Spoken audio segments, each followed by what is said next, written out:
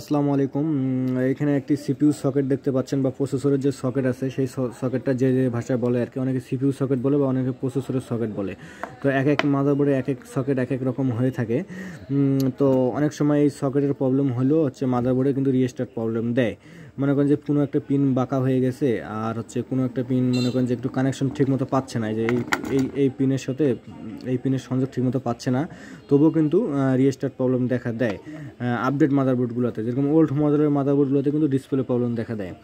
তো এটা যখন লাগাবেন বা খোলাবেন বা এখানে পরিষ্কার করার সময় অনেকে খোলেন, খুব সাবধানে লাগাবেন এবং খুব সাবধানে খোলাবেন। লাগাই দেওয়ার সময় দেখতে পাবেন যে এখানে একটা পিন থাকবে, একটু এদিকে একটু হালকা একটু দাগ দেওয়া থাকবে। তো এটা এইভাবে সুন্দর মতো এখানে বসায় দিয়ে এভাবে লাগাই দিবেন। আর খোলার সময় খুব সাবধানে খুলবেন, নাহলে কিন্তু এই পিন নষ্ট হয়ে গেলে কিন্তু সেই মাদারবোর্ডে রিস্টার্ট প্রবলেম দেয়, ডিসপ্লে প্রবলেম দেখা দেয়।